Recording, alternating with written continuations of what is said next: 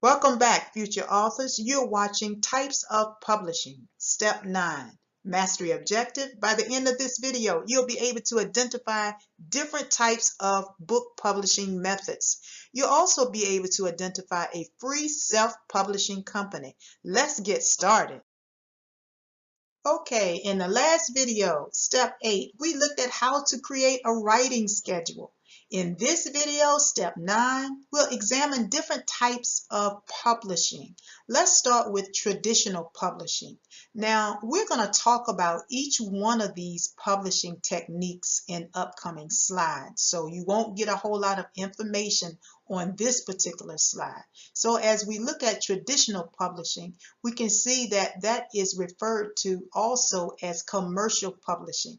And then we have number 2, non-traditional publishing, where the author pays to get their manuscript published. And a form of non-traditional publishing would be our self-publishing. Okay, let's look at traditional publishers, or this is where the publisher pays. The process works like this. This is when you use an agent to submit your manuscript to a publishing house. When you do this, it's the agent's responsibility to sell your manuscript to the publishing house. If the agent lands a contract on your behalf as the author, then you get what is known as an advance payment. Now keep this in mind. This is very important. This monetary payment is not free money, but it's only a royalty payment that comes prior to your books being sold. If the book is published, then your book published sales must exceed the amount of the advance payment. Then whatever is left is known as the book royalty payment. This comes to you. So I just want to be clear that you do understand that if the publishing company gives you a check, say an advance check of $1,500, if you get a check of $1,500 as an advance payment, your book sales must exceed $1,500. Then, once your book sales exceed $1,500, whatever is left over is known as the book royalty payment. And this is the payment that comes to you. So make sure you have that understanding that this is not free money that's being given to you. Suppose you want to submit your publishing, you want to submit to a publishing company without using an agent, because most of the time when you use an agent, agents require a fee. So you would have to pay the agent, uh, it's not just all your money. The royalty payment would have, some of it will have to go to the agent as well. So, and another thing, when you decide to do this on your own and you just submit directly to the publishing company, your manuscript goes into what is known as a slush pile.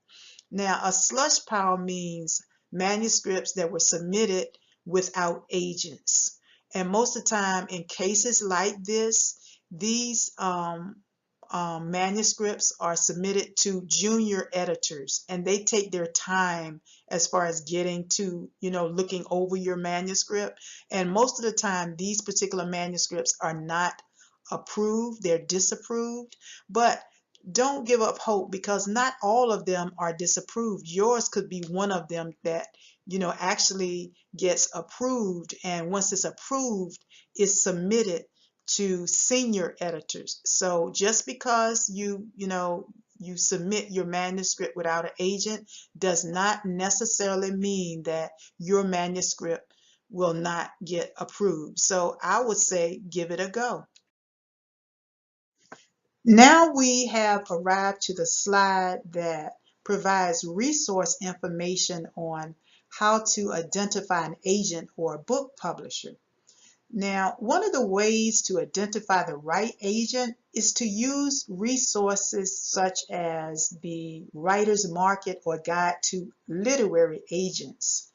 This material is extremely resourceful because the material provides a list of agents and publishers, their direct contact numbers, and also the submission guidelines. Now, this resource is not the only resource, but I would recommend that in addition to this resource, that you search the internet to find the right agent or book publishing company that fits you. I've also provided a link just in case you wanted to explore the writer's market or guide to literary agents. Now let's take a look at non-traditional publishers. This is where the author pays to get their manuscript published. The publishing company makes their money when the fees are charged to the author, and that would be you. Examples of fee services include editing, or if you want a special type of book cover design, or printing.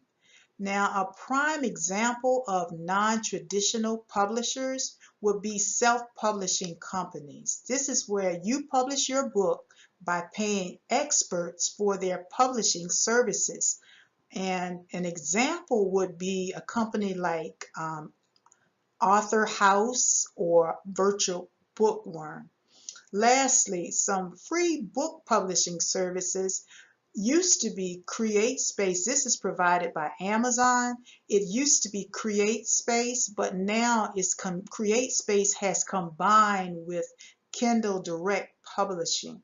So this particular publishing, this is where if you wanted to do everything, say for example, you wanted to do all your editing, you wanted to format your book, you're gonna design your own book cover, then the services are free for you to get your book published through Kindle Direct Publishing. However, there are fees if you want someone else to do it. I don't know the exact amount, but I'm sure it depends upon how many words you have in your manuscript. But they do provide these services with a fee, so that is not free. However, if you want to do your book everything from scratch, from head to toe, you want to do all your designing and all your book editing, then you can actually get your book published through Kindle Direct Publishing.